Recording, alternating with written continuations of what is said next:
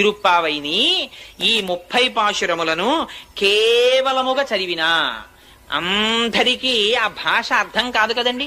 అందుకని అర్థం కాకుండా చదివినా, లేదు అర్థముతో ఆ వ్రతమును అనుసంధానము చేసినా, లేక కేవలము పైన ఉండేటటువంటి దాని అర్థాన్ని తెలుసుకోవడానికి ఆ వ్యాఖ్యానాన్ని చదివినా, విన్నా, చెప్పినా, ఆనాడు గోదాదేవి ఎటువంటి ఫలితాన్ని పొందిందో, ఎటువంటి ఫలితాన్ని పొందింది?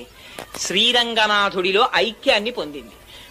గోపికలు ఎటువంటి ఫలితాన్ని పొందారో వాళ్ళు ఎటువంటి ఫలితాన్ని పొందారు?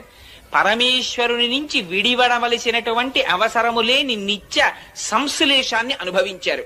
అటువంటి ఫలితాన్ని అందరూ అనుభవిస్తారు.